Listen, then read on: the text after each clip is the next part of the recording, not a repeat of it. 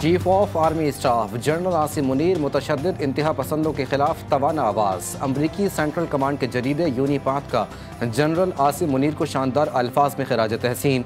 मजमून में सिपह सलार की पेशा वराना और कायदाना सलाहियतों का एतराफ़। सेंटकॉम जरीदे के मुताबिक जनरल आसिम मुनीर को ऐसे लीडर के तौर पर याद किया जाएगा जिनका अव्वलीन आज़्म पाकिस्तान की सलामती, इस्तेहकाम और खुशहाली है। Army chief general Asim Munir का पाक फ़ज़ाइया के ऑपरेशनल एयरबेस का दौरा। एयरबेस पहुंचने पर सरबराह पाक फ़ज़ाइया ने आर्मी चीफ का इस्तकबाल किया। ISPR के मुताबिक जनरल आसिम मुनीर ने कसीरुल मुल्क की मश्क इंडस शील्ड 2024 का मुशाहिदा किया। मश्क में 24 ममालिक की फ़िज़ाई अफवाज हिस्सा ले रही है।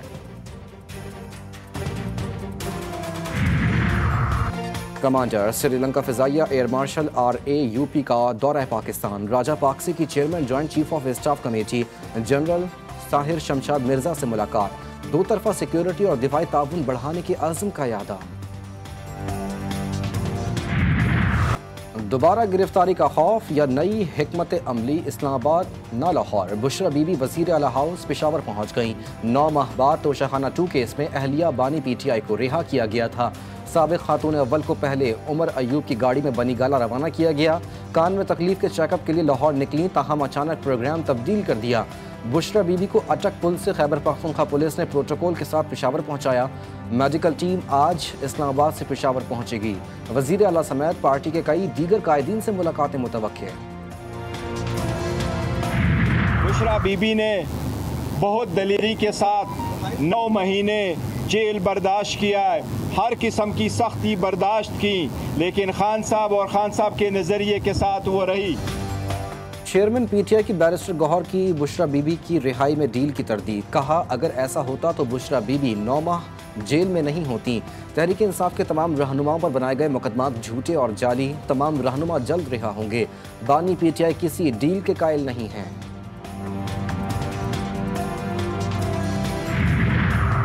इस्लामाबाद हाईकोर्ट के ऑर्डर के बाद बड़ी पेशरफ। बानी PTI से वकला की अडियाला जेल में मुलाकात। सलमान अकरम राजा, शुएब शाहीन और फैसल चौधरी मुलाकात करने वालों में शामिल। इस्लामाबाद हाईकोर्ट का बानी PTI के चेकअप के लिए मेडिकल बोर्ड तश्कील देने का हुक्म। बानी PTI के ज़ाती मुआलिज डॉक्टर फैसल को मेडिकल बोर्ड में शामिल करने की हिदायत। फैसल चौधरी का कहना था कि बानी PTI के साथ जेल में जो मुशक्क़तें जारी हैं वो नाकाबिल कबूल हैं। उनको जिन हालात में रखा जा रहा है वो किसी सूरत बर्दाश्त नहीं।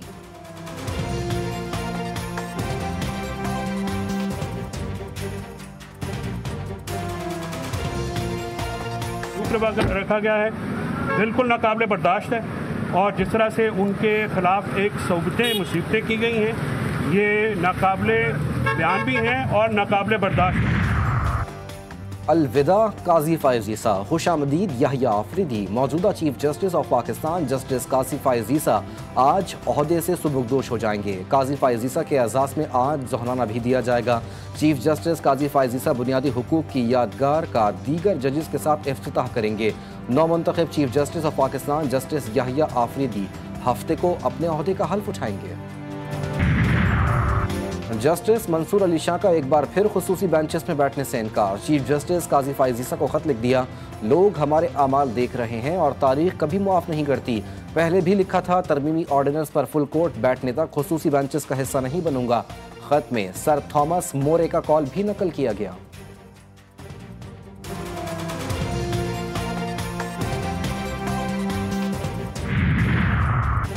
जस्टिस मंसूर के बारे में PTI कहती रही कि हमारी बात हो गई है। अक्टूबर में जस्टिस मंसूर आ रहे हैं, वो आकर हुकूमत का बंदोबस्त कर देंगे।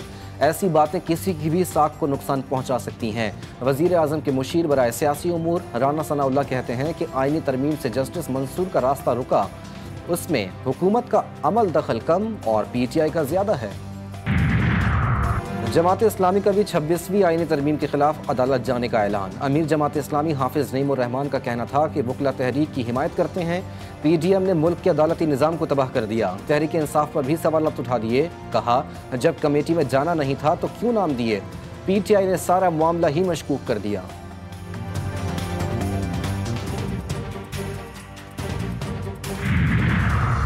26वीं आईनी तरमीम के बाद KP से पहली बार चीफ जस्टिस का तकर्रुर हुआ। गवर्नर KP फैसल करीम कुंटी का कराची में तकरीब से खिताब। कहा PTI और मौलाना फजलुर रहमान का मुसव्विदा एक ही था, आज क्यों तरामीम की मुखालफत कर रहे हैं। 26वीं तरामीम में हम सब ने बराबरी की बुनियाद पर बात की।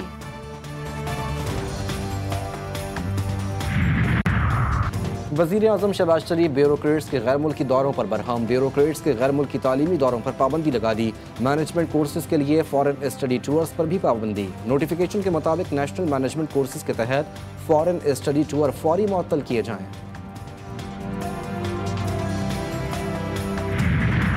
इसराइली फौज की लेबनान में जारिहत। बैरूत में फिजाई हमलों में शिद्दत। 17 हमलों में 28 शहरी शहीद, 139 जख्मी। जुनूबी लेबनान के इलाके यातिर में भी बमबारी से 3 लेबनानी फौजी जान से गए। दमिश्क और हम्स में भी इसराइली फौज की बमबारी से 1 शामी फौजी शहीद, 7 जख्मी। हिजबुल्लाह ने तल अवीव में इसराइली फौजी कंपनी पर मिसाइल दाग दिए। तल अवीव में सायरन बज उठे।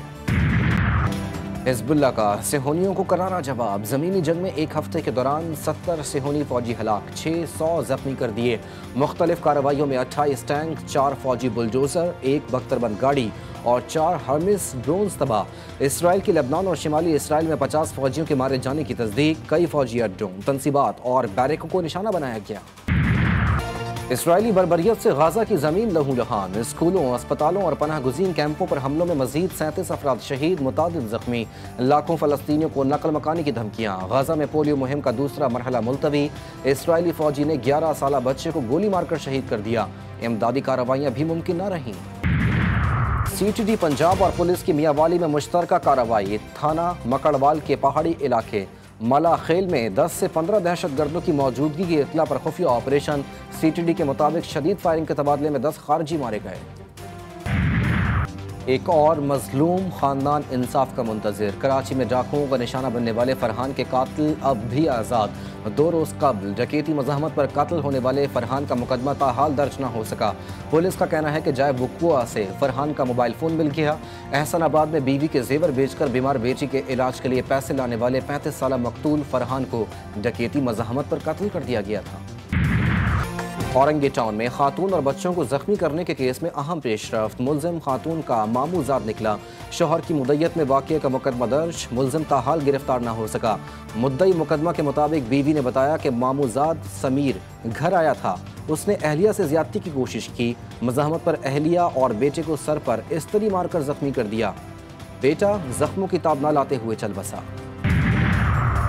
साइबर क्राइम के खिलाफ कार्रवाई। वफाकी हुकूमत का नया इकदाम। साइबर क्राइम इन्वेस्टिगेशन अथॉरिटी के इख्तियारात FIA को मुंतकिल कर दिए गए। FIA रियासती इदारों और उनके सरबराहान के खिलाफ प्रोपेगेंडा करने पर कार्रवाई करेगी।